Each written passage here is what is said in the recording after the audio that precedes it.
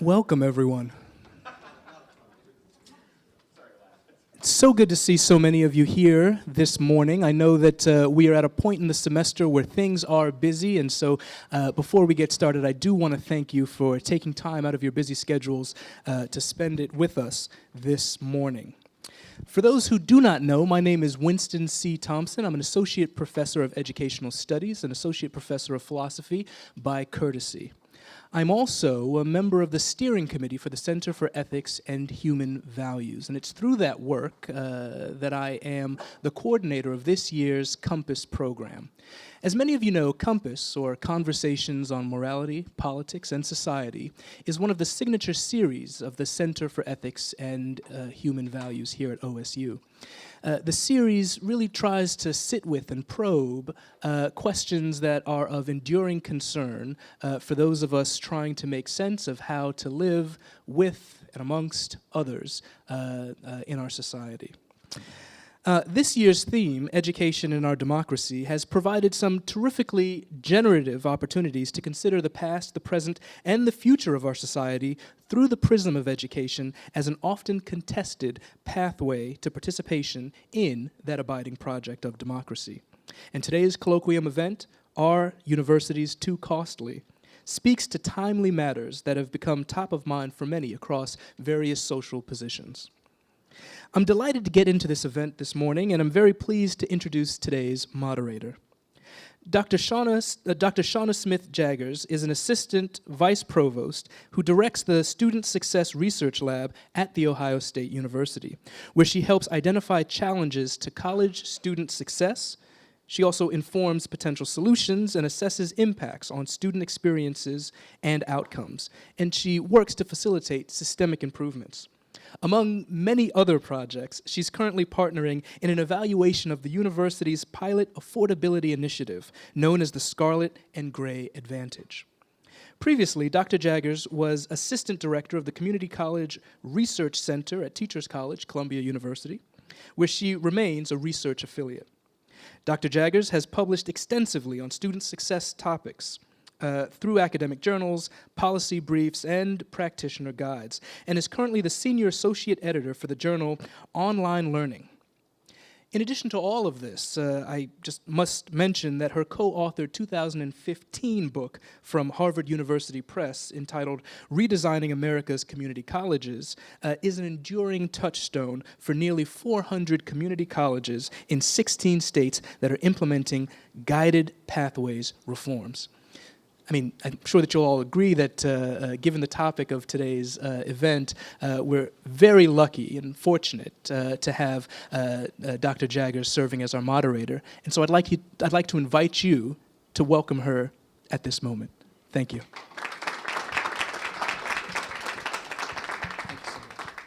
Great, thank you. And it is my task, my very welcome and pleasurable task, to introduce to you our two speakers for today. So Christopher Morton is an associate professor at the University of British Columbia, and his research focuses on the philosophy of education, and especially on educational ethics, the aims of higher education, and education for democratic deliberation.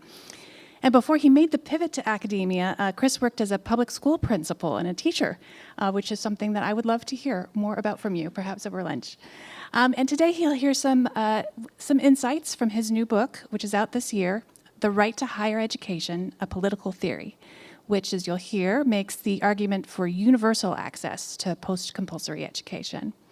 And we're also joined by Jennifer Morton, who is an associate professor at the University of Pennsylvania, where her research focuses on philosophy of action, moral philosophy, philosophy of education, and political philosophy. And she notes that she's particularly interested in how people reason and act under conditions of adversity, and in how educational institutions shape our own agency. And before coming to Penn, she taught at UNC Chapel Hill, at the CUNY Graduate Center, and at Swarthmore. And today she's going to share some insights from her book, Moving Up Without Losing Your Way, The Ethical Costs of Upward Mobility. So I thought it was interesting that this book was not only received the Frederick W. Ness Book Award from the AAC&U, but was also selected as the Princeton pre-read for the class of 2025. So as probably a really good book for all of those students to read. So as you'll hear, this book focuses on the ethical costs that first-generation and low-income students pay in order to take advantage of the opportunities of socioeconomic mobility that they get through higher education. So I would like to welcome both of them to the stage now.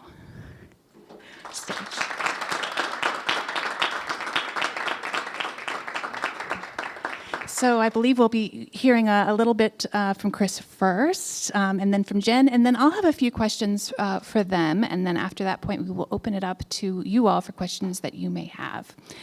So first, I think, Chris, you can just take it away. Sure, Lisa. Oh, okay, sorry. Doesn't matter. As you can see, I do this all the time.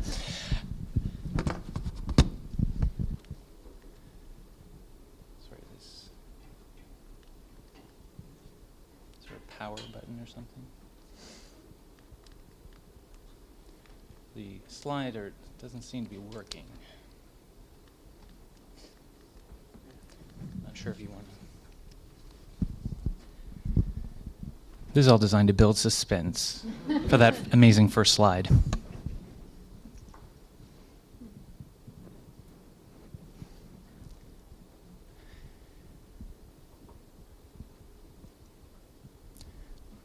I can carry on. That's fine. That's fine. Oh, wait, now, there we go. Perfect. Yay. I'm just going to, perfect. See, I told you that first slide was worth the wait. First of all, morning, and thanks for being here. I'm very excited to have the opportunity to speak on this topic today. So thank you to the Ohio State University, the Center for Ethics and Human Values, and to Winston for the opportunity to speak to the question. And it's a genuine honor to share the platform with Jennifer and Sean as well. So today I'm going to argue that our conception of higher education is out of step with what it should be in a liberal democracy. And any worries about the costs of higher education should start here. A conception of higher education is just an answer to the question, what should formal education at adulthood look like? It consists of the principles or standards we use to decide how this education should be arranged, what its legitimate aims are, who should get that education, and who should pay for it, and so on. The cost, then, that we should be focused on is the distance between the conception of higher education that we currently work from and whatever it is that conception should be. We could think of this distance as something like opportunity costs. That is, what we might be giving up on when we take our current approach for granted. So we could think of these as conceptual costs.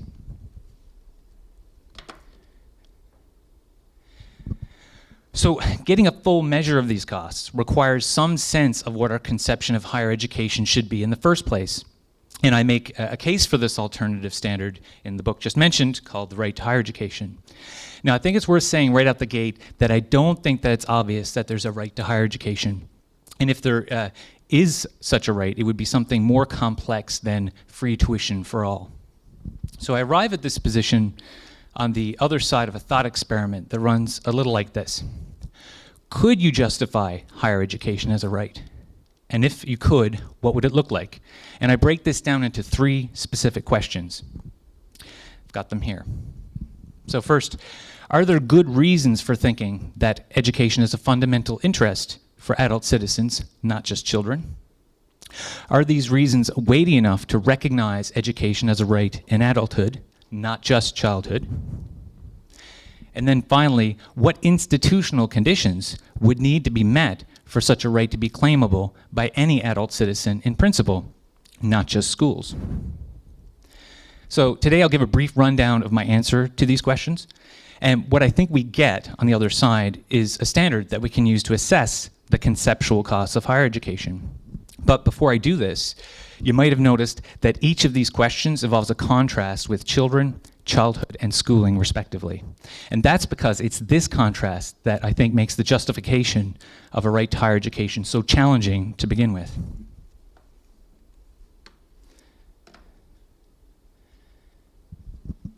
So let's start with the observation that liberal democracies already recognize an individual entitlement to a basic education. Now, many philosophers sympathetic to liberal democracy tend to think that the strongest argument for this entitlement is that every liberal citizen, regardless of who they are, has an interest in personal autonomy. By that I mean, it's basic to liberal citizenship that we have some degree of agency in terms of how we want to live and who we aspire to become, to be, as the philosopher Joseph Raz puts it, the author of our own lives. However, our ability to make good on this interest involves the satisfaction of certain educational requirements. We need general skills like literacy and numeracy that allow us to navigate the world around us. We could include knowledge and a general understanding of society. It could also require the cultivation of specific intellectual and moral habits that support both practical and ethical agency. Because our interest in personal autonomy is so overriding, so crucial to what it means to be a member of a free and open society, it would be wrong for the state to require children to compete for a place in or pay for this general education. But notice that when this general education is more or less finished, the entitlement is exhausted. Once children move into adulthood, it's assumed that there's no further reason to claim the entitlement. If they want to go beyond a basic education, that's their choice. Some people get more education because they really want to study something intently. A lot of others do it because they judge it's the best way to increase their socioeconomic quality of life. But others might think that the time, effort, and price of any further education would be better invested in other pursuits. All these options are consequential, of course, but not too different from other important life decisions, such as the kinds of relationships we enter into, the work we do, our hobbies, and so on. At this stage of life, education is just one of a wide range of different ways that people can improve their chances of leading a good life. Education is valuable, but no longer fundamental or basic in the same way it is in childhood. Now, this, I think, reflects a strange discontinuity in the importance we assign to education between childhood and adulthood. And this discontinuity is mirrored in how we think that education should be fairly allocated and why. We go from education as a basic good for everyone to education as just one among a range of valuable opportunities in life that people are either expected to compete for or pay for or both if they want it badly enough. But is this right? So is there an argument for going beyond this capped threshold of entitlements? I think that's the challenge for any justification of a right to higher education. So with the challenge in place, I'll return to the three questions I outlined earlier.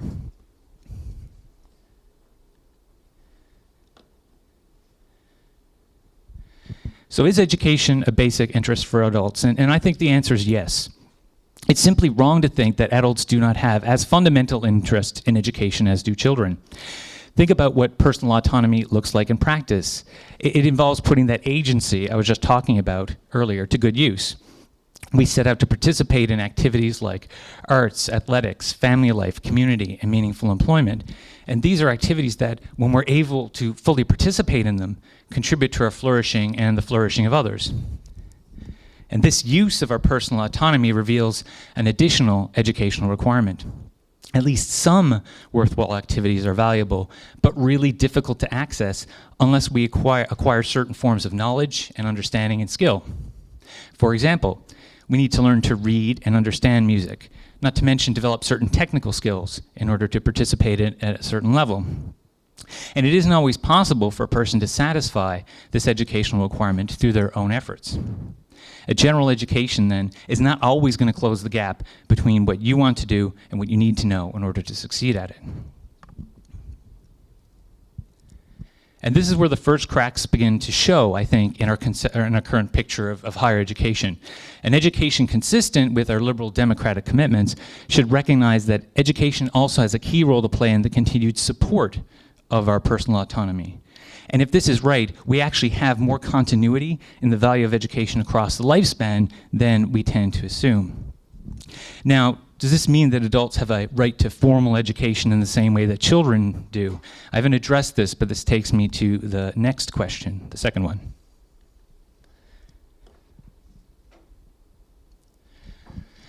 So there are a range of social institutions basic to a liberal democratic society. And here we can include the law, the democratic process, a market economy.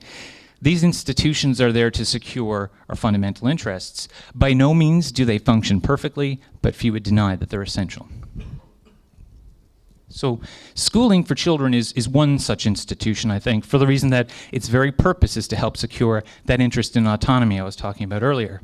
However, if we think that education matters for autonomy over a complete life, if we have that continuity, then we need an analogous institution whose purpose is to help secure this interest in adulthood. Now, it's true that we already have higher education institutions, including universities and colleges. But from a social institution perspective, these make for an incomplete or fragmentary version of that institution. So to get a sense of what I mean here, imagine a healthcare system composed entirely of triage-style emergency rooms. No general physicians, community nursing hubs, walk-in clinics, and so on. These emergency rooms are certainly contributing to the aim of healthcare in its own way, but missing out on a lot of the reasons why people need healthcare, and therefore missing out on a lot of people that actually need healthcare. We could think of higher education then in a similar way. We have a set of institutions under the rubric of higher education that certainly contribute to personal autonomy in their own way, but might be missing out on a lot of the reasons why a person might seek more education, and therefore miss out on a lot of people that could benefit in terms of their autonomous well-being. So in this view, higher education is an essential social institution of a liberal society responsible for the educational support of the personal autonomy of citizens. The right to higher education is the conception that best captures this idea, or so I argue. And this takes me to the last question.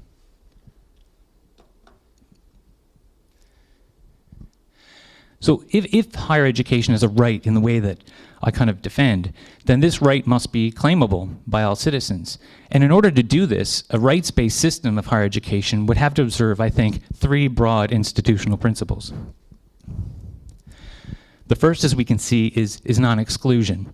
So the system may not exclude citizens for accessing the system on grounds of talent or merit or lack of resources.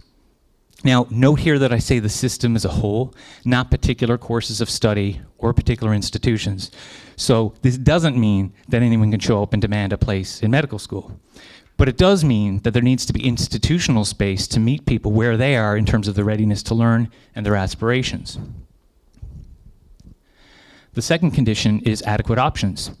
So the system should support a range of worthwhile activities suitable for citizens in a liberal society with diverse talents and interests and goals.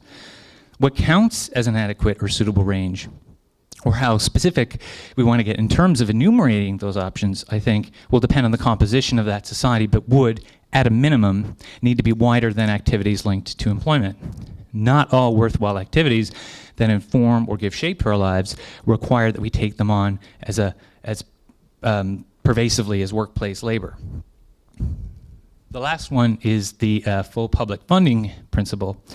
So I argue that this is necessary for the fulfillment of the other two principles. It's necessary for the non-exclusion principle because private costs remove higher education as an option for many citizens out the gate. But if personal autonomy is key to liberal citizenship, and the educational support of our autonomy is conditional on our ability to pay, then some citizens will be unjustly excluded from that institution. And it's necessary for adequate options because an expected income premium on graduation is not the only self-determined goal that higher education should support on this view. For example, citizens such as seniors or those happily employed with a modest income might have different goals in view. But, and it's here important to notice that the full public funding condition is only legitimate if the other two conditions also obtain. A public that fully funds a system of higher education only to be told that they must compete or qualify in order to access that system at all is being treated unfairly.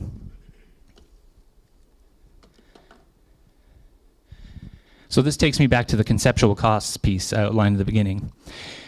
I've offered an alternative conception of higher education. And if this is an alternative we should shoot for, what does this mean for the conceptual costs I referred to at the start of my comments? Well, my argument is motivated by the intuition that we vastly underestimate the potential contribution of education to the well-being of citizens across the lifespan. While the size and consequences of higher education and civic life has greatly expanded in the post-war era and onwards, its role in civic life has remained relatively narrow. It's this lost potential, not tuition fees or loans, that's fundamentally costly on this account. Fortunately, mitigating these costs is simple. We need to stop allocating higher education to some and allocate it to all who choose to take it up. But it would be a mistake to think that this is something we can or should achieve immediately. Better to think of this conception as a justifiable, if it is justifiable, a justifiable direction for the long-term growth and development of higher education.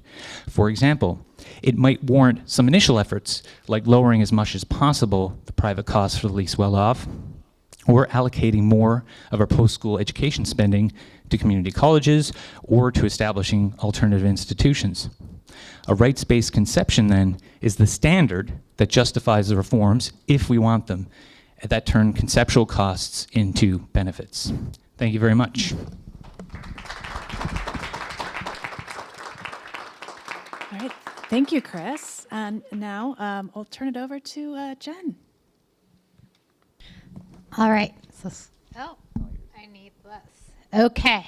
Thank you all for having me. Let's see if this works. Yes. Okay. I am so excited to be here. Thank you to Winston for organizing and for Pierce for picking me up from the airport this morning.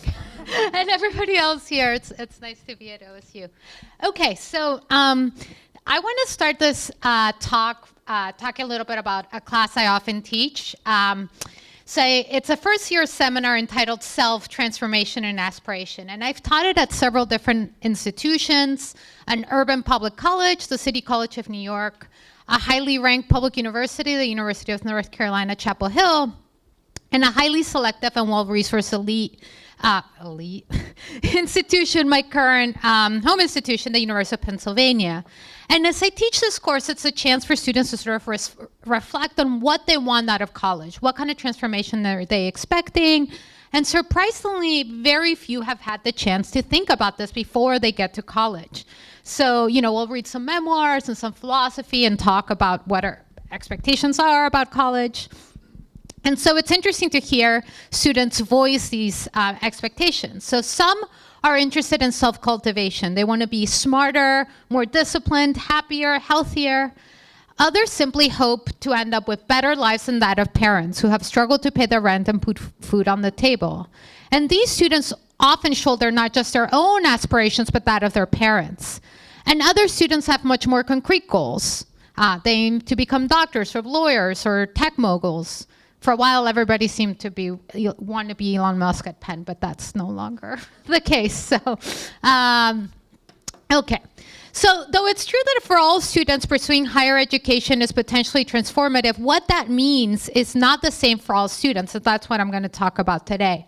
So, I'm going to characterize two broad kinds of buckets we might think of the transformation might fall, though most students will be somewhere in the middle. Okay, so for some students, the kind of transformation that they will experience in college is often less radical than they might think. They will encounter new people in college and make new friends, but a lot of those new friends will be very much like the people they grew up with. The adults they talk to will be similar to adults around who they grew up. And this is not to deny that some of these students will fall in love with philosophy or discover an unexpected calling. That's what we hope for, right? And be transformed. But what we know from the social science research is that for many students from affluent families, college will be a place where they will be refined rather than radically refashioned. For another group of students, college will be transformative, but not maybe quite in the way that they might expect. Many of these students, often first generation or low income students who I call strivers in my book, might doubt themselves in their place on campus. They might find it difficult to find mentors or make friends. And it's likely that they will feel like they're contorting themselves to fit into the institution. And going back home might feel like a relief until they find themselves ill at ease at home too. So college will offer the potential for the kind of transformation they were hoping for. If they succeed, they will get good jobs and economic mobility, but it might also threaten some of their most deeply held relationships and values. So what we have here, and again, are two broad descriptions of transformative experiences, and many students will be somewhere in the middle of those two. And today I'm going to argue for two things. The first is that some students are and I just remembered that I didn't set my timer, so excuse me, so I'll just get going. Okay, that some students will experience an unjust transformational burden in college. So they will be asked to shapeshift to fit educational institutions, while others will find that the ways in which they change are rather guided by their own interests and concerns rather than responding to the constraints of the institution. I will argue that this is true as far as it goes, but it should not lead us to only focus on this unjust transformational burden on strivers. I think this diagnosis doesn't go deep enough. In fact, what I'm going to suggest is that strivers might be getting something importantly right about our ethical world. And that is those who do not struggle as much to fit in college and move through our institutions that might be missing out on something really important. Okay, so, I think most of you, when you got here, had, the students in the room and the faculty thought about the students who you teach, had some ideas about what this transformation was going to look like. And I think from the notion here of transformative experience from the philosopher Laurie Paul might be helpful. So Laurie Paul distinguishes two kinds of transformative experiences. Now, an experience can be epistemically transformative, she says, when it's the only way you can come to know what it's like to undergo it. So if you've never tasted a delicious Peruvian mango, you won't know what it tastes like until you do taste it. And I hope to taste one in a couple of weeks when I go home for Christmas. But an experience can be potentially personally transformative if it doesn't just give you access to a new way of knowing something, but it actually changes how you value something about the way in which you relate to your values. And many people have thought, including Paul, that college has the potential to be transformative in that way, in the way in which it changes your values. Okay, so what factors might impact a student's experience of college as transformative? And here, I think that we can think of many, if you're just kind of thinking off the top of your head, of course, who's in your dorm, what classes you take, what professors you encounter. And so those are the kind of things that most of us think about when we first consider this question. But actually, a lot of what will impact a student's transformation also has to do with their socioeconomic background. So encountering a new value and being excited by it can be risky for some students, in part because, in particular for strivers, debt and the potential costs of failure are high. So an exploratory path through college can feel risky when you're facing potentially, not having that college degree or having debt. So the striver who, upon reading the card, feels his intellect firing up might have found a new value, a new passion, but they might also be afraid of what pursuing it will require. So these trade-offs that one must make in order to welcome new values into one's lives are going to depend on the social and institutional arrangements with which we all live. And I'm going to turn to consider this point more fully. I'm going to talk here a little bit about some of the stuff I say in my book. Okay, so in my book, Moving Up Without Losing Your Way, The Ethical Cost of Upward Mobility, I argue that strivers often face paying ethical costs in the path of upward mobility. Strivers are often torn between their connections to family, friends, and others in their community of origin and pursuing opportunities for mobility through education.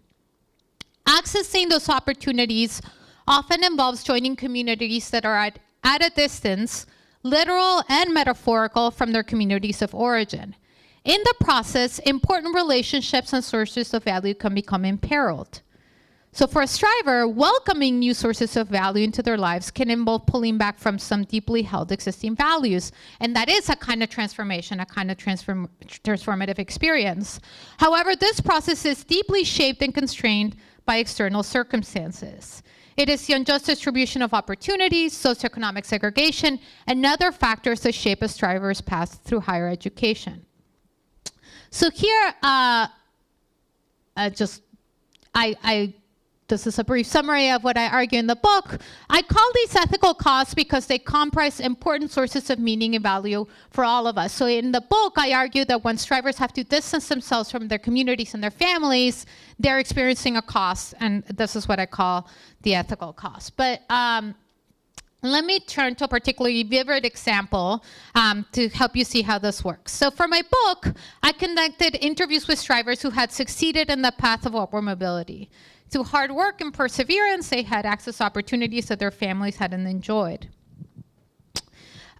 Strivers described their lives being transformed in ways that they welcome, but they also express regret about the distance from family and community that they experienced because of that success.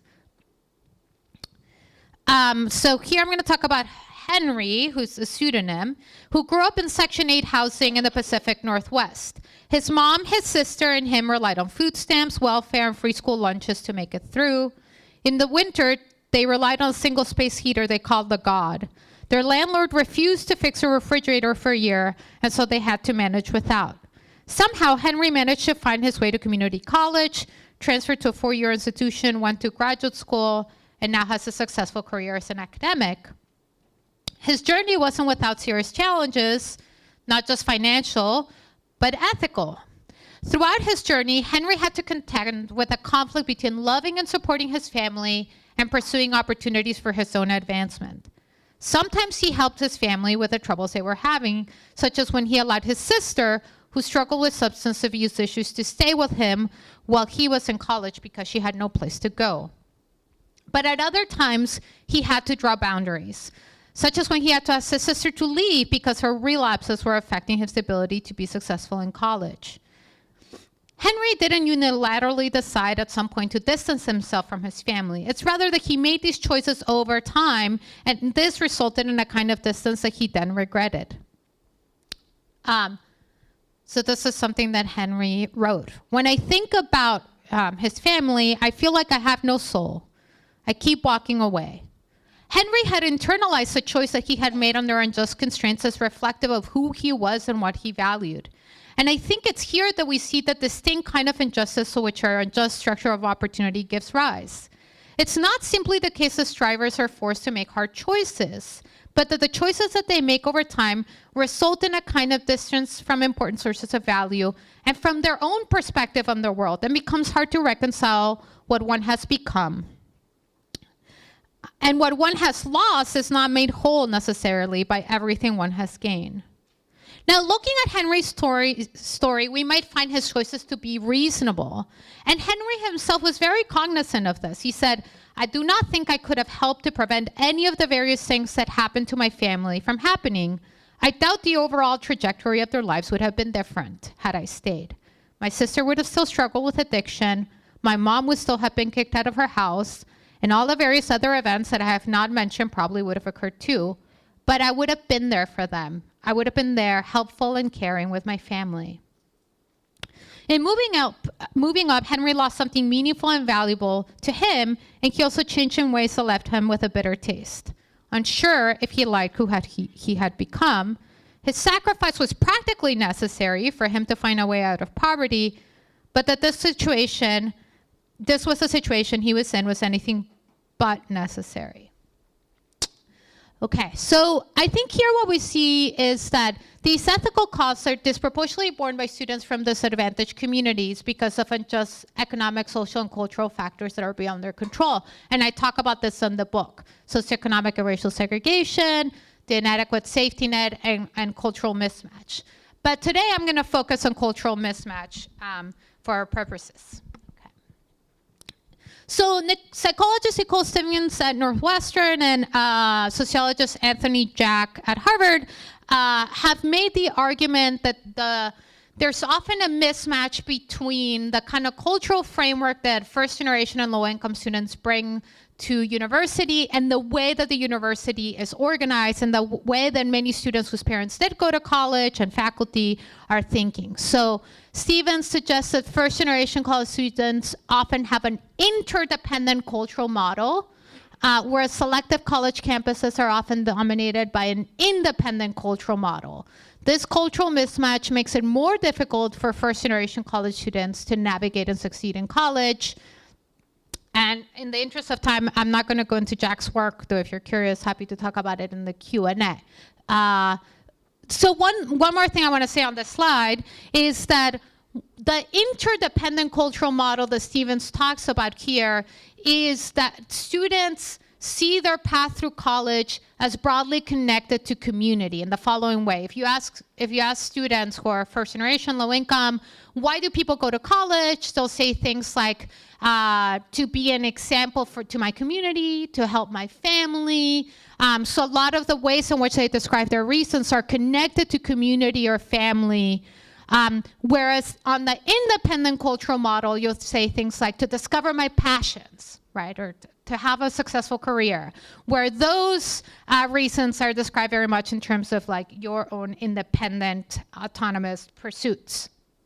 And so what Stevens did, and her work continues on this, is have this survey and ask it of faculty and administrators and students. And that's where you see a divide in which many faculty administrators and students whose parents went to college will say things more in the independent cultural model framework, and students whose parents didn't go to college, come from low-income communities, will say things along the more interdependent cultural model. And so she argues that there is this kind of mismatch, right? And the students arrive at college and find that their way of kind of looking at what college is supposed to be about is not reflected in what they're encountering from professors, administrators, and the institution. Okay. So one point that I make in the book is that we've made it incredibly expensive for those who are born into disadvantage to access opportunities to pursue their own individual flourishing without sacrificing these tight bonds of community, right? And so the students might come to college thinking that what really matters and the reasons they're here have to do with the role they play in their community, the role they play in their families, and so on. But in fact, being in college and succeeding in college often requires that they're distancing themselves from these sources of value that are really critical to how they're looking at the world when they get here. And so the kind of transformation that they undergo is one in which staying connected to those sources of value becomes incredibly difficult and expensive, right? Because succeeding often requires giving up on that way of looking at the world. Okay. So let me turn to Kimberly. Somehow my pages got mixed up. Okay. Okay. So let me turn to Kimberly, although I have a missing page, but I remember Kimberly well, actually. So Kimberly went to Ohio State on a full scholarship, but had grown up, her family were immigrants from the Caribbean.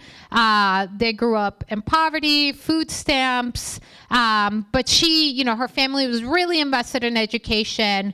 And she ended up going to Ohio State on a full scholarship, teaching through Teach for America afterwards, then went into management consulting. And when I met her, she was completing 2 degrees at Harvard, one at the business school and one at the Kennedy School. And I remember talking to Kimberly. It's one of the most vivid interviews I had, because what was most remarkable to me about her was how clear she was about the value she placed on family and community and this idea of giving back, and how ferociously she warded against any suggestions from her Harvard classmates that she didn't have any obligations to her family or to give back. So when I asked Kimberly if she encountered this kind of mismatch with some of her classmates, she said yes. So she said, yeah, for sure. I think Americans in general are a lot more individualistic. I would never put my mother in a nursing home. She would live with me. She was living with me in Texas after she lost her job. It's not a question, I've had friends try to say, oh, you don't have to do this. No, I don't think so. You take care of your family. That's number one. I wouldn't be where I am if my family didn't think that, if they didn't put all their money together and were house poor so I could get an education. I've thought about Kimberly a lot since I met her, and she has what I call in the book a strong ethical backbone. It helped her navigate a place like Harvard without feeling lesser than her peers. And what was interesting, so in the background for this comment that she made was that I asked her, I think I was asking her about spring break, and she said a lot of her classmates at the business school were going to like Iceland for spring break, and they were like, come with us. She's like, I can't do that. And then she would say that she had to help her mom and that she couldn't afford to spend the money going to Iceland. And that's when they would say, oh, you don't have to do that. You don't have to help your mom, you know, and she would push back. But what we can also see in her remarks, I think, is a kind of challenge. One way of interpreting Kimberly here is that she thinks her peers were getting it wrong about what it meant to value family. It wasn't that for her, family was an additional burden that other students didn't have to carry.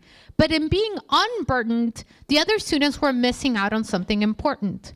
Now, I admit that this last point is highly speculative.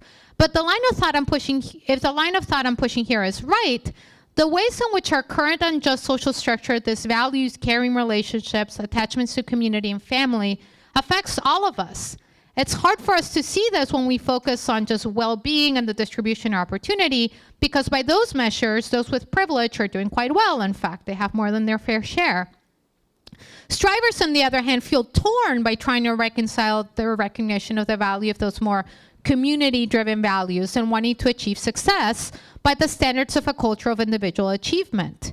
However, the fact that some of us don't feel that pull doesn't mean that we too are not sacrificing something of value without even noticing.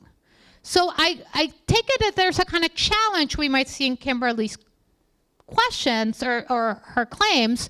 What if those students who do not feel as connected to their families and communities are missing out on something important? And I think it's important for us to consider it when we're thinking about what students are getting out of college, what all students are getting out of college, not just strivers. Okay. So this brings me back to the classroom. I think there's a reasonable tendency to think about strivers as being in some sort of disadvantage. In the classroom, in our campuses, that is how we tend to talk about students born into, less fortunate socioeconomic circumstances. And I think certainly we should all focus on thinking about how to make our classrooms more inclusive and welcome to first generation and low-income students. There are lots of important challenges here, financial, academic, and otherwise. But thinking deeply about the experience of strivers as they move through college, I think should also lead us to think about what all of our students are need from us as well and what they might be getting out of college. So many of our students are moving through college without having their own conception of the good challenge. But what might they be missing out on that those students growing up in less privileged circumstances are privy to? And how can we challenge our students to recognize that they might be missing out on something of value when so much of their lived experience tells them that they're succeeding? If the college classroom is going to be a place for all students to be potentially transformed, then we need to challenge ourselves to do better, not just for strivers, but even for those students who find it all a little too comfortable. Strivers, I think, have a unique role to play here if we recognize what they bring to the classroom as important knowledge that some of us might have lost sight of. And that is what I will say. Thank you.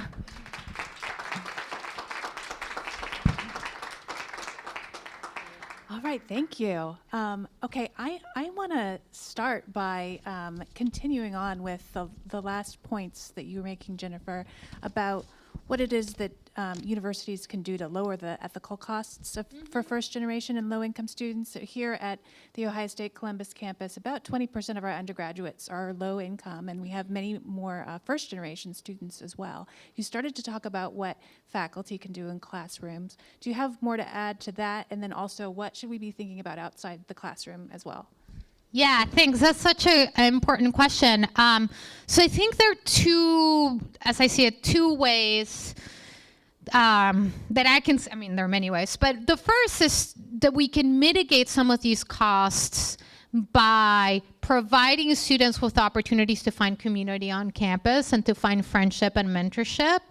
And so I think faculty have a large role to play there, right?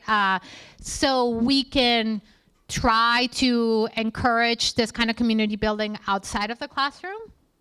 And I take it that you guys are all doing that. We on our campus are doing that. But the problem is that outside of the classroom, a lot of these hierarchies of race and social class play out in how students navigate extracurriculars, right? Like what clubs to go to, whether they join a frat, what kind of friendships they make. So it's really hard for the institution to kind of control who students are hanging out with and outside of the classroom. But in the classroom, it is a lot easier for us, especially faculty, to think about the classroom as a place where students can connect and where you can somewhat force connection. So that's one aspect, I think, of this that we often kind of overlook, that faculty can play a large role in helping students feel connected to the institution, to each other, and to faculty themselves. And the other aspect, which I was alluding to in the talk, is to see what strivers bring to college, kind of affirming the knowledge and the insights that they might be bringing, rather than conceiving of them as just being at a deficit with respect to what college can give to them. It's like, what can those students bring to our classrooms that might actually challenge the students who are looking for a kind of transformation in college and maybe not finding it. Yeah. All right, great, thank you. All right, so Chris, we'll sort of go back to your talk, and I have a colleague, Katrina Meyer, who serves with me in the Online Learning Journal editorial board, and she has a paper that basically says if higher education is a right, who can pay for it, who should pay for it. You mentioned earlier that you felt that it should be fully publicly funded. How do we think about, are there any responsibilities for the more wealthy students to give back to their institution or to pay for part of their costs? And do the institutions have any responsibility to be entrepreneurial and find their own sources of income to support their operations? Yeah, excellent. Thank you. I mean, the question of who should pay when we talk about the right to education is the right question to ask, because I think it's easy to say, well, it just should be free. Well, it's not actually free. It's going to have to come from somewhere. I'll tackle the institutional piece first and then go to the students second. On the institutional side, I mean, it seems to me the argument is that it has to be fully publicly funded, but that doesn't preclude the idea that there isn't a role for institutions to help in regards to that in some ways. Now here we're getting into like institutional design questions, but it's a little outside the scope of what I'm arguing. But there are some innovative proposals. I think it's Mark Reif has a paper suggesting that graduates could invest some of their postgraduate tax income into a savings fund in the institution, that funding can be invested. So you could see that as kind of a self-sustaining form of investment. I think another way in which you could accrue public funds potentially, and again, this is just sort of speculating, it's the way it would go because we're working at a fairly abstract level here. I mean, it seems to be the case that some people argue that part of the explanation of the income premium on graduation when you have a degree is partly attributable to what's called the signaling effect of having that degree. So the idea being, for those who are not familiar, it's the reason why it's not fundamentally your skills or completely your skills you take with you that explains why you'll make more on the job market. It's the fact that you have a diploma or a degree, and that indicates to the employer that you're going to be the kind of person who can conform to the workplace and get the job done, whether that be true or false. So I suppose then one way you could take that argument is to say, if the corporate class is benefiting from this in some way, particularly on the signaling side, maybe there's an argument for redistributing more corporate taxation into the system as well. So I guess the way I would look at it there is public funding, yes, but that doesn't mean we can't try to be innovative in how we actually handle the costs. On the individual side, yeah, I think if you're committed to a right to higher education, you have to take the logic of that argument with you, which is that it should not matter what your income level is. You should not be having to pay for that in principle. I mean, the relevant comparison would be if you had another welfare-based right like healthcare, which is my experience in Canada is the one I'm familiar with there. It would be odd for someone to show up at a hospital and someone say, I'm sorry, we can't provide you with this health care unless you pay, right? Because that would sort of undermine the spirit of what the right is actually supposed to be about. The last thing I'll say there is, again, tricky questions of institutional design, but if higher education was a right with diverse institutions, I suppose one thing you might want to expect is a kind of a flattening of the institutional hierarchy as well. And then you might expect, the kind of costs that you might be familiar with in your system really shouldn't be that high, because it's going to be a different system altogether. But again, I admit I'm being speculative here, but generally speaking, no one should have to pay if it's a right. Thanks. Okay, so this is a question that is kind of built on you mentioned earlier that it's not that everyone needs to have access to the exact same education. There could sort of be tiers of education as long as everybody has access to something that makes sense for them, which kind of speaks to the notion that community colleges sort of have a place in the ecosystem. But this question is also open to you, Jennifer, if you have any comments or ideas about it. So when we talk about college, most of us think about selective universities like this one, and universities that have pretty high sticker prices. But college covers a wide spectrum of institutions, and in the United States we have 7 million students a year going through community colleges, which are very low cost. In most states, the tuition fees for a community college can be fully covered by a Pell Grant, so it can be free to low-income students. So how do community colleges fit into your vision for higher education, one or either or both of you? Yeah, community colleges are I think, an overlooked part of the system, even though they educate so many students. And it gets tricky, right? Because in some ways, community colleges can, depending on the community college, it can position someone to access some sort of mobility, but maybe not the kind of mobility they would access by coming to OSU, right? So the distance that they might experience from their families, and a lot of community colleges are local, so people will go to the local community colleges. So they might experience fewer of those ethical costs that I was talking about. At the same time, I think community colleges are in a difficult position sometimes to cultivate the kind of pathways to upward mobility, not just like the academic pathways or the degree pathways, but actually the kind of joining a new community pathways that happen when you go to OSU and you're a residential student. So I haven't taught in a community college, but when I was teaching at the City College of New York, many of my students, most of the students didn't live on campus, right? And many of them lived at home, which is true for many community college students as well.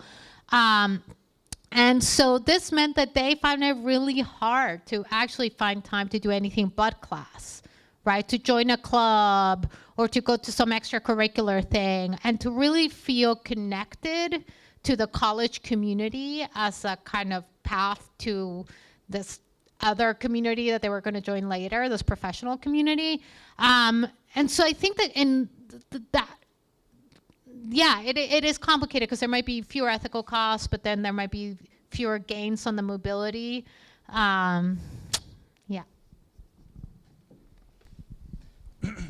That actually might be kind of helpful in terms of what I was thinking through in terms of an answer to this question, because, I mean, I have to say that when it comes to questions about the specifics of the American context, I might be a little on my back foot, because I might underappreciate the significance or the meaning or the role of these institutions already. But from a rights-based perspective, I suppose one thing you'd want to do is say, okay, if you want diverse institutions, these colleges could be part of that system. But then I think the other question is, to what extent are those institutions have some clarity of aim or purpose within that larger context? So it kind of points to the trade-offs you're talking about. Is it trying to do the same thing but at a different scale? Is it doing something completely different? What's the intake like? So, and I think that, again, from the perspective that I'm coming from, that's the kind of question you're going to need to look at, including the kind of trade-offs you were talking about for any kind of addition or expansion to the larger system. Yeah, and you mentioned earlier that part of the value of higher education is just having the degree, the sheepskin that shows like, okay, I went to Ohio State, therefore I have certain, I have a certain way that I can operate in the world. There's also the skills that you learned here, but then as you pointed out, it's also the social networks and connections. Like that is a lot of what you gain here that will get you sort of propelled into where you want to go into the workforce. And yeah, it's much more difficult to develop those in that sort of non-residential setting. Okay, I think I have one more question. Do I have time for that?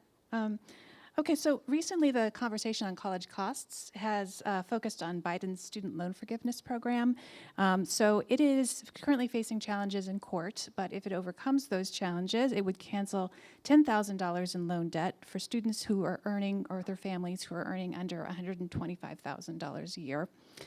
But this would be a one-time cancellation, so it would only be for students who are currently holding loans, and so future students coming into the university would not necessarily have access to a loan cancellation program in the future. So how do you view this kind of policy approach when you're looking at it through the lens of ethics and human values? What do you think of this kind of policy? Either one of you. Sure. Although I have to be careful for commenting on the domestic policy of another country. I might be fleeing to the embassy by the time I'm done. But to be serious, excuse me. I mean, putting aside whatever the political incentives are for that decision, just in a principled sense, I think from the standpoint that I'm arguing, the worry about debt is that if you buy into the idea that at a system level, autonomy is kind of a driving goal or aim. The problem with debt is, in part, that your anticipated debt payments are going to constrain your educational choices, right? Which is itself kind of autonomy constraining. So I think I acknowledge, right? I mean, first of all, having big debt repayments is harmful in its own on the face of it on graduation. And it's especially harmful for people who don't complete. And in fact, that's a question I wasn't able to find the answer to. I'm not sure if this forgiveness applies to people who didn't complete the programming, so that's relevant. But in any case, from my standpoint, it seems to me that forgiveness is just a little too late, and the kind of interventions you want to have to be more forward-looking. Although I suppose if I were to be charitable and optimistic, at least it seems to suggest that there's some political will and recognition that the debt problem is an actual problem. So I would take some sort of optimism out of that. But other than that, I should probably say no more. Thanks. Yeah, I agree with everything that Chris has said about this. One reform that I think should be on the table is rethinking how financial aid is calculated. And that's what I would like to see. I would like to see the students' contributions to their families being taken into account. So the thought that when a student goes to college, it's not just can the family pay, but it's actually what was the student providing for that family that is then going away. And that's not how we think about this. So the fact that a student might have been working to help their family or might have been providing childcare or elder care or other sorts of care, and that when the student goes to college, that actually means that this family, it's not just that they can't afford to pay tuition, it's that now they can't afford to pay for childcare or they can't afford to pay for some other kind of need that they had. And that's what I would like to see. If you're gonna go for like a relatively small fix to the system, but I am very sympathetic to Chris's kind of universal funding model. So, all right, thank you, both of you, for those insights. So I think it's time for us to open it up to the audience for questions. Oh, okay, go ahead. Yes, yeah, no, I'm right here, so I thought I'd take advantage of the closeness. Okay, so two great presentations. I wonder, though, if there's a tension between the presentations here. So, Chris, you ground your right to higher education on the basis of autonomy and supporting autonomy. Autonomy is, though, it's part of it, it asks us to think critically about the communities that we come from, the traditions, what we are taught in our families, and that sort of thing. And that seems that that might play a role in distancing ourselves from the communities of origin, Jen, that you're concerned about. So, Chris, are you worried that an unrelenting focus on autonomy will actually play into the sorts of problems that Jen is describing? And Jen, what role do you see for autonomy development within a system that recognizes community ties and tradition?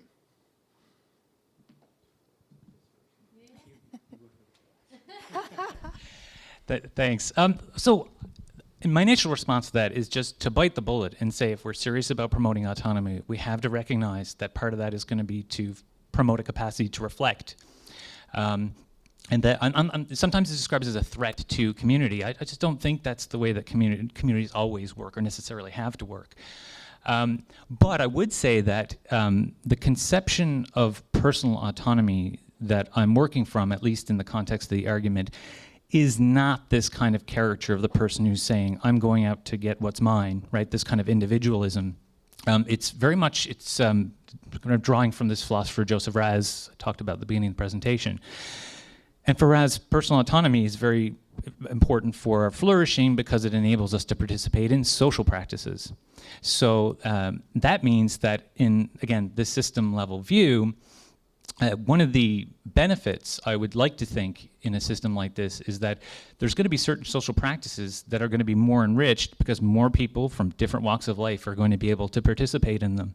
You know, activities we want to flourish in where there's no one else to join in them are not really conducive to human flourishing.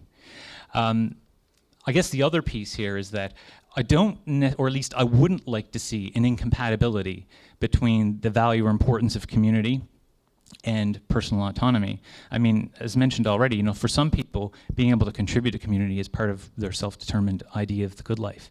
For me, I think the last thing I'll just say is that for me, and maybe it's because, you know, I come from a place with a smaller population and a large geography, I'm more interested in the distribution of the institutional space, and that might mean making sure that institutional space is going to places that are not as centralized. So, thanks. Yeah, thanks. Great question, Brian. So I mean, we could talk about autonomy and how to conceive of autonomy for a whole day, I'm sure.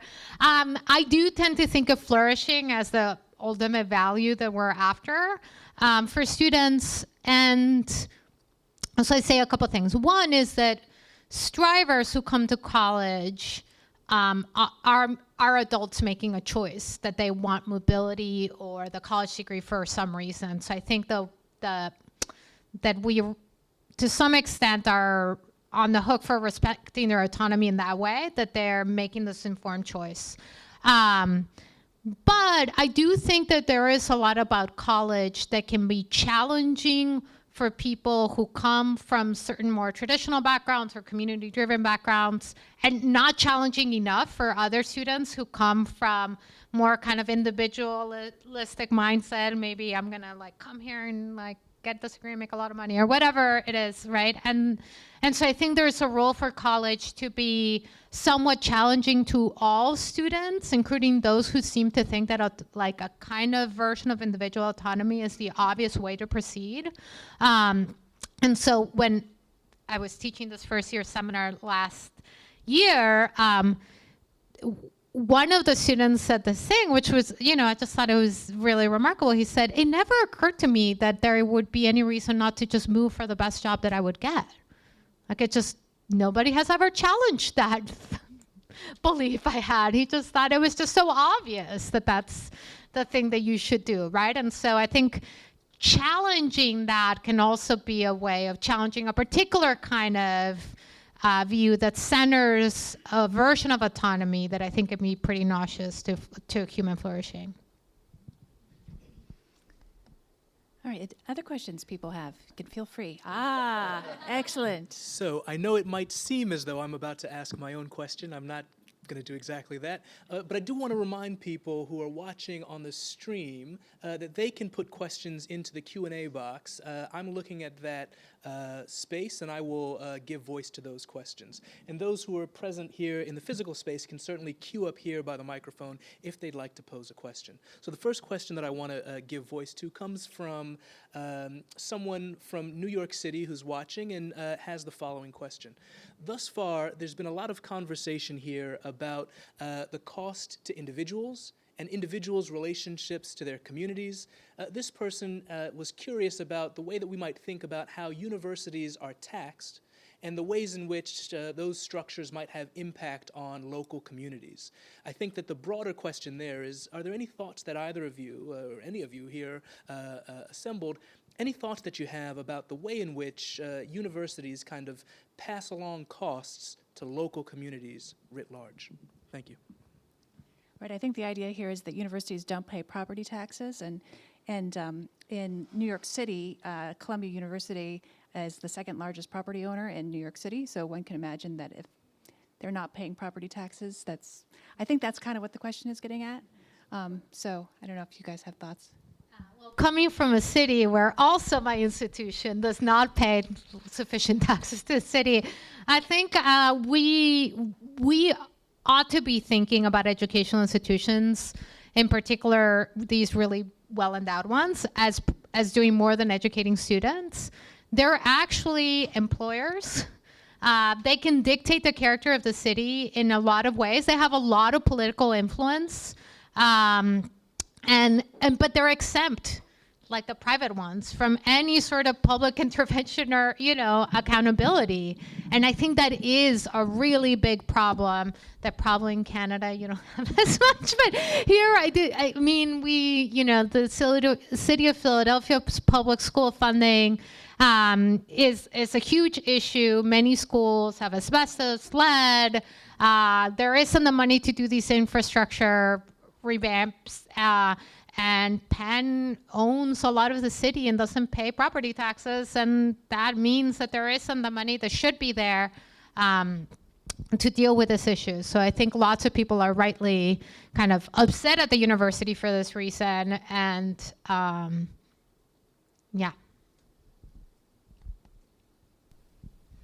Yeah, I would just sort of echo that statement, and I don't want to draw too much of a contrast, because I think, I come from an institution that owns a heck of a lot of real estate. And, but I happen to be at UBC has two campuses, one in Vancouver and the other in Kelowna, British Columbia. And I'm at the smaller institution. And it's just interesting to watch. We're a commuter campus, but now we're starting to gobble up space in the downtown area, and this is creating an interesting community conversation about the role of the institution. And I think the worries that you talk about, I think they're also shared. To what extent are we actually thinking about the impact that we have, pro and cost, in the larger community? It's natural to think, well, I'm just doing my research, kind of the ivory tower thing, but yeah, very much the sense of place, I think, is a very important feature that we need to think about in terms of institutional design generally. So, yeah. Yeah, and I think that I mentioned Columbia. When I lived in New York and I worked at Columbia University, we lived in Columbia University faculty housing. So we had extremely expensive but very reasonable rents for New York, and a 3-bedroom apartment on Morningside Heights, right overlooking the park. I mean, it was amazing. But that was one of the reasons why we were interested in coming to Columbia, is that we could live in such a space in New York. If Columbia hadn't been able to afford to have those apartments for faculty, we probably wouldn't have gone there. And I think that's their argument, is like, if we want to maintain a high quality university and we want our faculty members to be part of the community, to live in the neighborhoods, but I think if you're going to take that tack, then you also need to take the tack of, but it's our responsibility as a university to give back to the community. So how can we do that in just as substantial a way as paying back property taxes? What can we do to sort of put in sweat equity and labor as a university to help out the community?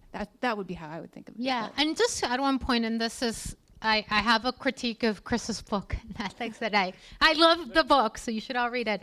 But one of the points, I think if you take Chris's view on board, you do have the space to actually think about how we could take institutions and bring them to places, because there's New York City and Philadelphia and British Columbia, but there are also lots of places in the United States where they don't really have access. They might have access to community college, maybe, but they might not have good access to like a 4-year college. And so that's also, I think, a part of the equation that we don't, like, where are we investing higher education resources? And that if we really think it's a right, like, we should be investing higher education resources and making them easily accessible to people in parts of the country where they're not there right now. Go ahead. Hello, thank you for coming today. I do a lot of work between families and schools, and a concept that's very important is funds of knowledge that families bring to that experience and that exchange. And I was very happy to hear Dr. Morton talk about that institutions of higher education could learn from these strivers to either kind of change how we're engaging with students, or also for the other students that might not fall into that category to learn. So I was wondering first if you had any kind of thoughts on what that could look like from either a classroom perspective or even a broader policy in an institution or something like that. And then for Dr. Morton, I was also thinking about how maybe this idea of funds of knowledge could play into your kind of more open conception of what higher education could be if it is a right. Sure. I mean, thank you for the question. And yes, I think it's such an important topic. So I'll say two things. One is that, the way I think about this is from the perspective of the classroom, right? Because that's where I'm at and doing the work. And I do think it is kind of paying attention to what students are reading, what students are discussing, how you even like set up the classroom, right? In terms of who's doing the talking, and so on. And so I think there's a lot of ways in which we can bring these perspectives into the classroom in that way. I was going to say another thing and now I forgot. An interesting aspect of this is how institutions relate to families. And I'd be curious to hear what you're doing. But I was recently at the University of Mississippi and talking with one of the administrators that runs one of the scholarship programs for low-income students. And she said that part of what she does is when a student gets admitted, she will drive out to the family, to the town, because a lot of them are from kind of rural parts of the state, and sit down and talk to the family about what might happen to the student, what is life like at the university, address their concerns, ask them questions about what they might be concerned about. And I thought that was really, amazing that she did that. And it is this sort of, what is the engagement between the university and the family? We don't really think about that much. I mean, we ask families to donate money, as far as I could tell. That seems to be the main kind of interface, but there are obviously all these other ways in which you could bring family in. Yeah, thanks for your question. I think I would use that to funds of knowledge piece. I use that to build on something I think you said that has a little wisdom to it. So I come from a relatively small place. I've talked about this before. It joined Canadian Confederation relatively late, 1949. Fairly working class, relatively low unemployment rate, very community focused, right? And so when you're talking about this exchange of knowledge. When I come home, inevitably someone's going to say, in the kindest way, it's a shame you had to go get a job, right? And so, one way to look at that, I mean, there are employees, one way to look at that is, what do you mean? That's ridiculous. But the idea that, okay, well, there's a real loss here.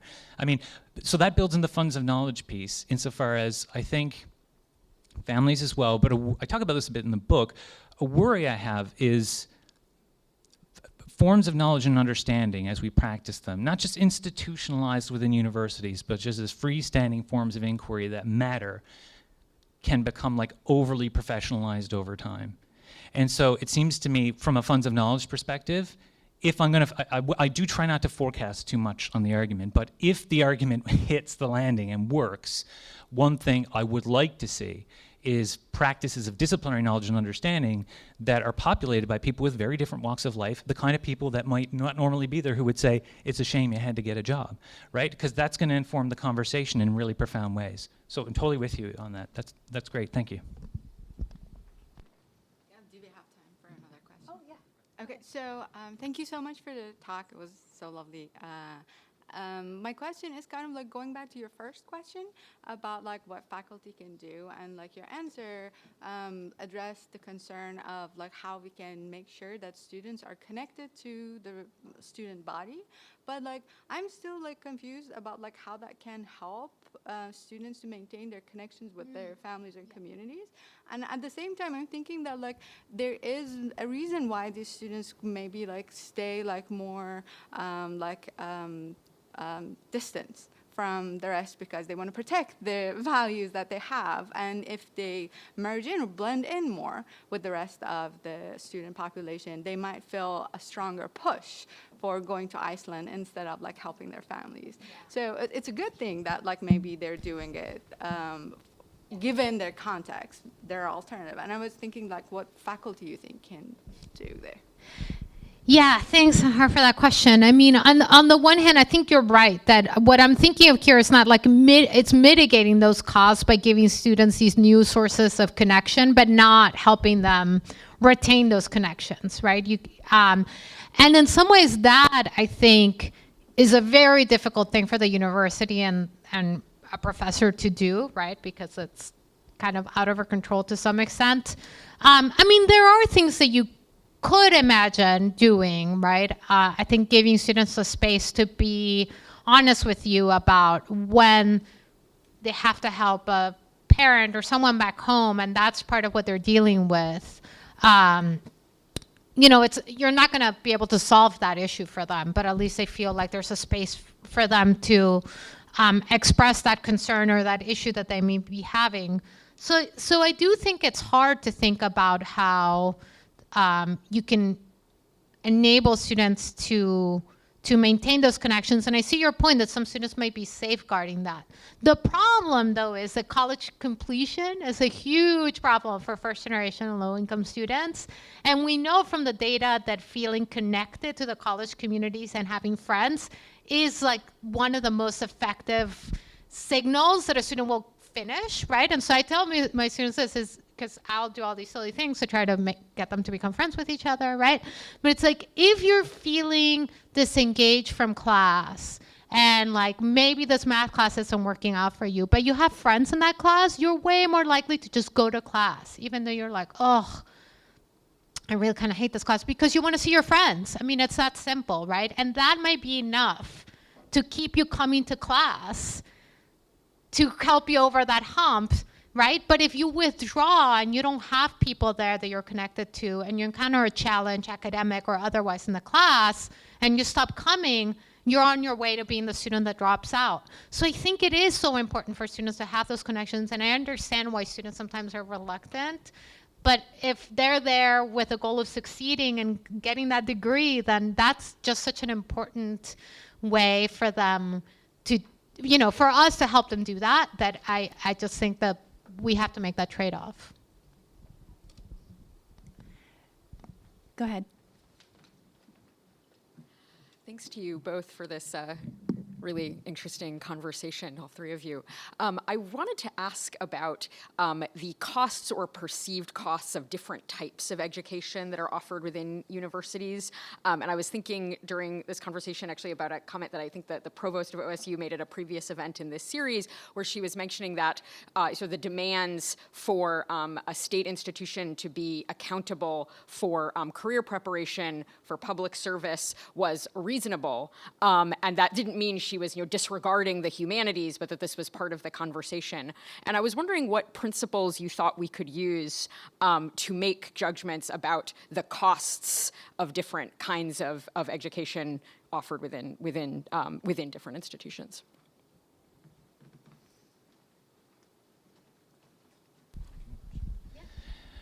I'm not sure if this really gets to your question, but maybe one way that I've been trying to think about this is to look at the benefits that might arise if you're able to have some differentiation in institutional mission. So what I mean by that is, it seems to me that if you are taking on large amounts of public funding in order to execute, there's some reasonable demands that you have to give back to the public. And I wonder if one advantage of maybe more diversification in the system, and this is getting speculative, is that, to the extent that the university has some traditional aims that involve something like the pursuit of knowledge for its own sake, it might be easier to do those kinds of things and not be as understandably self-conscious about the costs if there are other institutional spaces that are achieving different aims. Or, I'm not saying that's the right way to handle it, but another way to do it is to what extent within a particular institution, because we can be imaginative about this, I think. You could have a large-scale institution that has some distinctive university aims, and these are different from other kinds of aims, and they could peacefully coexist within the same institution. That sounds really simple, and it's probably far more complicated when you build in social science and incentives and all those things. All I'm saying is that a little clarity about aims within the larger context of the system might be able to use to mount arguments to address the kind of worries that come about when we get into this conversation about like what uses are we putting public funding towards. But I'm not sure if that gets to the kind of thing that you're talking about. Okay, thanks. Yeah, I'll say I feel kind of both sides of this question. When I taught at CUNY, I taught Intro to Philosophy many times, and it was one of the requirements. It satisfied one of the kind of liberal arts requirements of the college, and some students would really resent having to take philosophy. And a lot of times there were students who were like, I'm trying to get my degree so that I can have a better life than that of my parents, right? We serve mostly, it was a majority minority campus, also first generation students, low income students. And this is a hurdle on the way to me getting that degree, right? Because they want to get that degree in accounting or engineering, and they had to fit this in their schedule, and there was a huge bureaucracy. So like sometimes it was in conflict with you have students who couldn't graduate in time because there was this one philosophy class they had to take and they couldn't. So I completely felt, and my colleagues who were like, philosophy is important to flourishing. I'm like, come on, really? You want to hold up this one student who just wants their degree and get out of here? So I feel like the student's pain. On the other hand, I think that there is a way of thinking about higher education, and one of our students at Penn, Dustin Webster, has writing his dissertation on this, in which we frame education for professional purposes, and I think Chris was touching on this, in such a way that we kind of sometimes force, in particular, students from low-income backgrounds or first-generation students to be thinking about their education instrumentally. Like they already have that pressure when they come into college, right? To think about it instrumentally, to think, I want a degree so I can have a better life, so I can be more economically secure than how I grew up. And then the college is kind of reinforcing sometimes that this is the way you should be thinking about it. And that, I think, really kind of can pigeonhole students into thinking about their education in a way that might not be best for them, actually, ultimately. So I don't know, I think it's such a difficult issue, and I'm torn because I feel like there are arguments on both sides. Yeah, that really resonates with me. I have taught a higher education policy class and talk with my students a lot about these kinds of issues. And one of them, a first generation student, said, her scholarship was paid for by a bank, and there's been like a lot of networking with banking people, and like she feels an overwhelming pressure that she's supposed to go into the banking industry and be a leader in the industry to show that people who look like her can succeed in this industry. But maybe what she just wants to do is like go do something that a more privileged student can go do, like be a social worker if she wants to be, like if that's what she wants to do. But she's like, no, I feel like I have to sort of be the guiding star for my family to earn a lot of money to give back. So anyway, I just thought I would share that. Anyway, go ahead. Hi, thank you so much for being here. And I would like to say that we had spent lots of hours, both of your books and your chapters through the classroom. So I don't know if it is question exactly, but since that class, I am keep thinking about that. And Dr. Morton, my first thought is about you. While reading your chapters and everything and thinking about these ethical costs, I really couldn't understand the argument. What is the aim of the book to the strivers? What we are telling them? Are we telling them, college is difficult for you? I mean, you will lose your bounds and you will lose your values. You will be alone and desperate, and even you earn money, you will not be happy. Let's not go there. Or there are better alternatives for you. Community colleges. Look, you will not forward, but you will earn some money to get your life better. But also you will keep your, touch with your family, so you will not be lost in somewhere. So I think I felt a problem with that, I didn't see any encouragement for these students. I am coming from a different country and worked for the diverse and the other students through my life. But I never telling that, this is your village and this is your life. You love your mother and you will, you may become someone, but is it really important for you? Or which one will you choose? That happiness or that? So I wonder, what is the aim of the argument of that book? And one of my friends asked that question. Who is this book talking to? I am the one, feeling these problems. I am the first person experience these problems. So I don't need a professor to tell me that how life is difficult for me and how it will be more difficult if I keep going on that path. So if I talk to that professor, I probably lost all my hope and will, go back to my family and my neighborhood and my poverty and everything. So I just want to hear more, actually. Yeah, sure. I think that we shouldn't think as hope being the enemy of truth. And I think what I aim to do as a philosopher is articulate a kind of aspect of the experience, of the difficulty, as you say, that first generation and low-income students experience. So I think the first part is kind of a hermeneutical, just like an understanding of your experience through a different lens. And I think that is what philosophy can offer. I don't seek as a philosopher to offer an answer to the question of what you should do. Students will respond in different ways. I think I do respect autonomy enough to think that a student could articulate this aspect of the challenge they're confronting, and someone might say, yes, I will go back to my hometown because this is not what I want to pursue. And I think part of what I'm trying to do in the book is say that would be just as reasonable and ethical as the person who decides there are these costs, but I'm willing to bear them, right? Because I want a better life for myself or a better economic position. But there isn't, so on the first level, when we're thinking about the book as being addressed to strivers, I don't think there's a right answer. And I think when students, and I have many people that write to me and read the book and are like, this articulates my experience, thank you so much, and blah, blah, blah. But I think when we tell students, and I saw this a lot when I worked at CUNY, there is an obvious answer here.